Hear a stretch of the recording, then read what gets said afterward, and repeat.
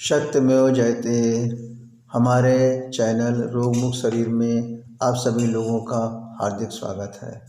हर आदमी की यही इच्छा होती है कि हमारा शरीर स्वस्थ रहे और हमारे बाह्य अंग भी पूर्ण रूप से स्वस्थ रहें।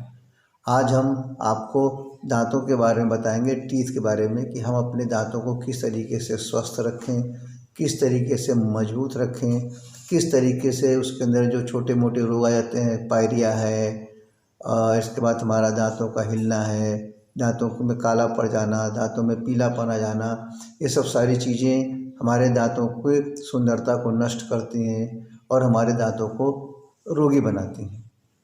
तो हम अपने दांतों को बड़ी सरल विधि से किस प्रकार से स्वस्थ रखें, क्योंकि हर कोई चाहता है कि हमारे कान, हमारी आँखें, हमारा दांत, हमारी जीभ, हमारी स्किन यानी चमड़ी, हमारे बाल, ये सब पूर्ण रूप से स्वस्थ रखें, ये पूर्ण रूप से स्वस्थ रहें, ताकि हमारा बाह्य चेहरा भी देखने में सुंदर लगे। क्योंकि हर आदमी चाहता है कि हम सुंदर रहें, चाहते तो है कि सुंदर रहें, लेकिन सुंदर रहने के लिए जो क्रियाएं करनी चाहिए उसको नहीं करते हैं, या तो जानते नहीं, और अगर जानते हैं तो करते नहीं।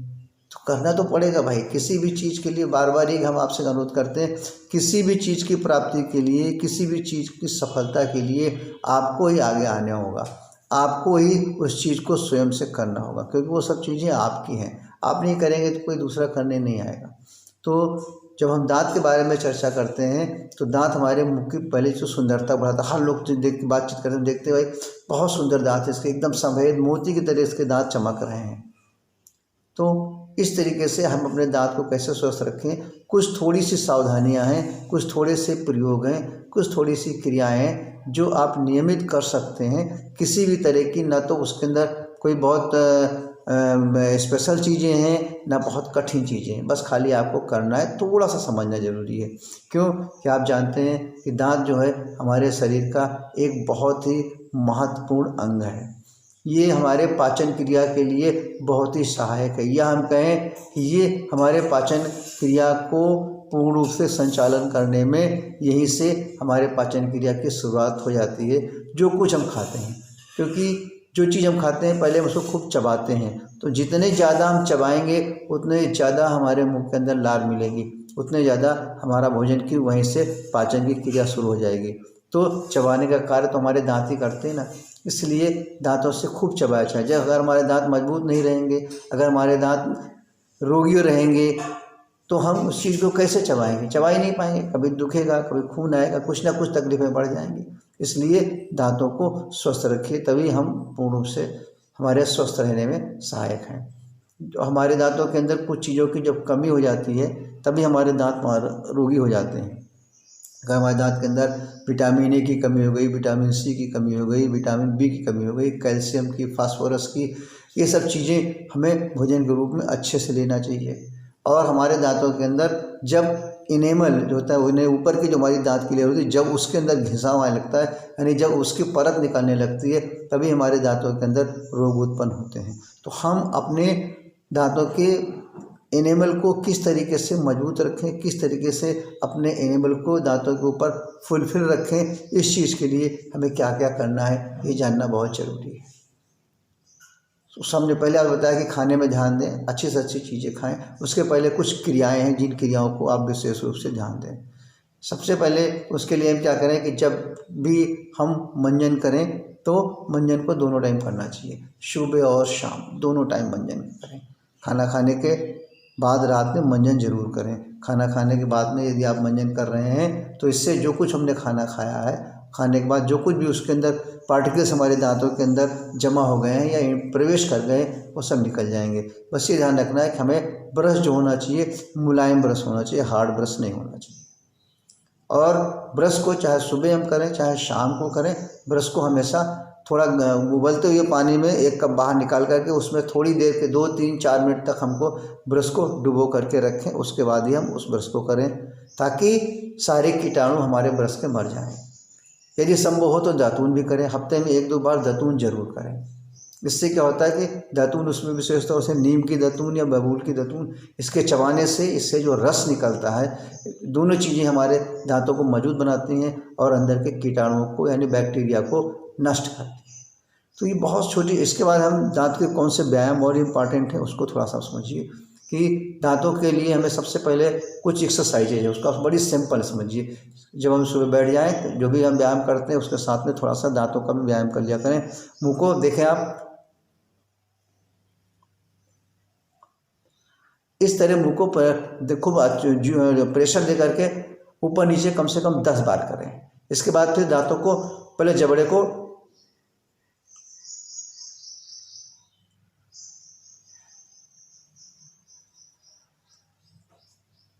क्लॉक और एंटी क्लॉकवाइज कम से कम 10-10 बार करें। फिर इसके बाद दूसरी क्रिया करें, दांतों पे दांत को रख के देखें,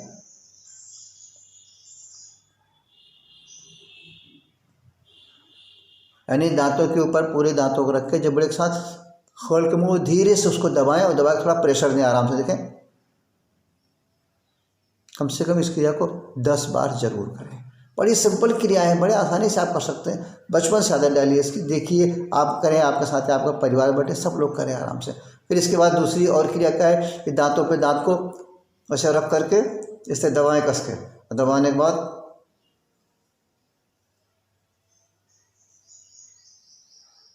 10 बार करें। फिर दबाइए आप इसको,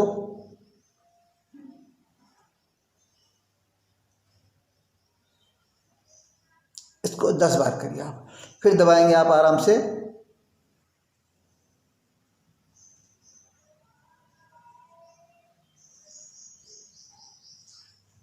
दस बार उल्टा 10 बार सीधा आप अपने गले को गोलाकार घुमाएं। कितनी सरल क्रियाएं हैं जिसमें किसी तरह की कोई मेहनत लगी क्या है, कोई बहुत बड़ी टेक्नोलॉजी है क्या, कि कोई बहुत बड़े आपको इंस्ट्रूमेंट की ज़रूरत है क्या, कोई ज़रूरत नहीं है। और इसके बाद फिर आप जो है हाथ के उंगलियों के नाखून को हमेशा निकाल लिया करें ताकि उसके अंदर गंदगी न जाने पाए। और इस हाथ की 3 उंगलियां सी लिया करें और जिस समय आप कुल्ला कर रहे हैं उनको 3 उंगलियों को मुंह में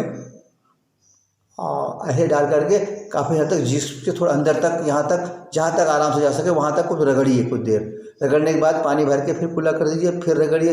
इस तरीके से 3 उंगलियां देखें आप आराम से, अंगूठे को छोड़ के 3 फिंगर्स ओनली देश आराम से डालिए और उसको रगड़िए। इस तरह से कुल्ला कर 3 बार इस क्रिया को करें।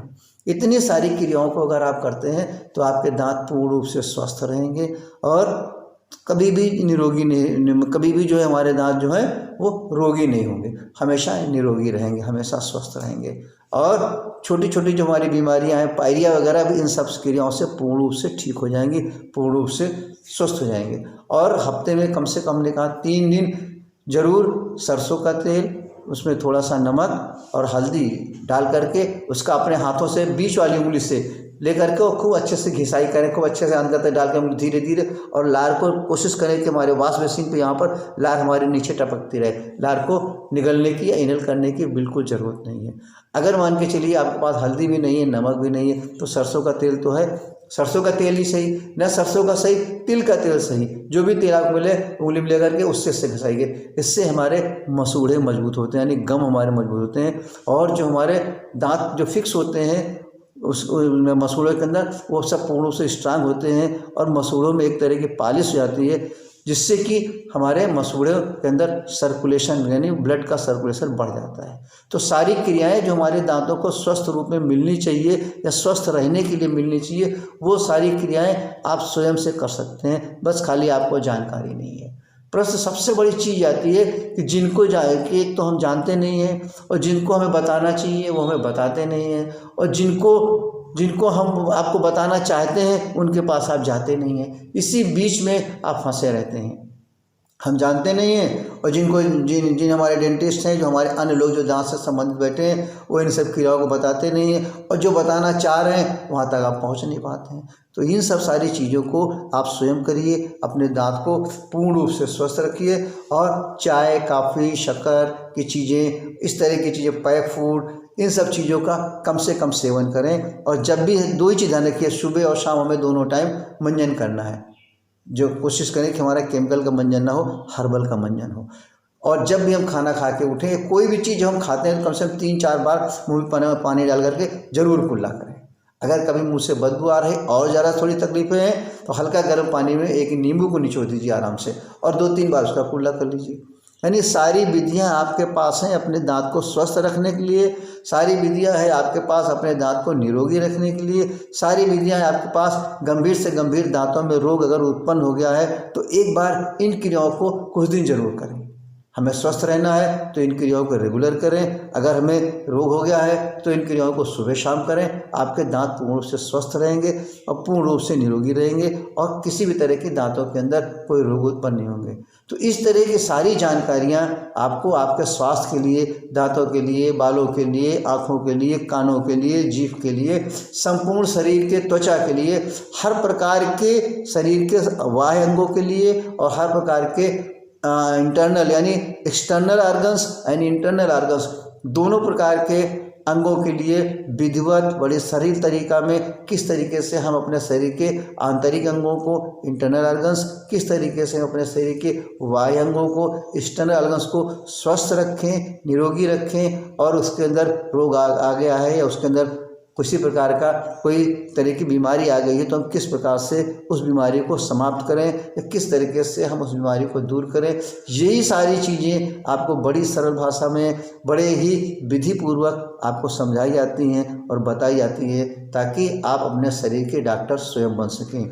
इसी चीज़ की हम आपके लिए चाहते हैं कि आप एजुकेट हों, इन्हीं चीज़ों का ज़्यादा से ज़्यादा आप नॉलेज हम आपको देना चाहते हैं ताकि आपका स्वास्थ्य पूर्ण रूप से स्वस्थ और निरोगी रहे। हमारा अभियान है कि आप पूर्ण रूप से रोग मुक्त रहें।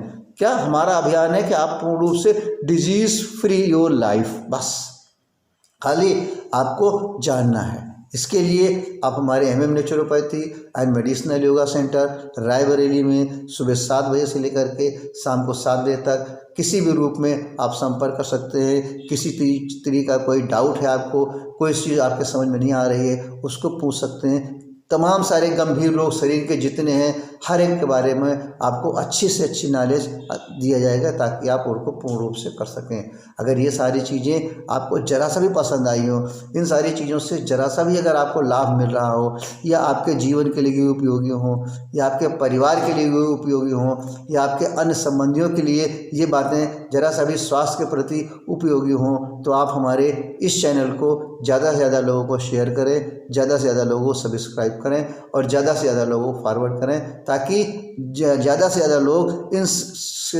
इसके द्वारा अपने स्वास्थ्य संबंधी चीज़ों के लिए, अपने स्वास्थ्य को स्वस्थ रखने के लिए ज़्यादा से ज़्यादा जानकारी प्राप्त करें। सत्यमेव जयते।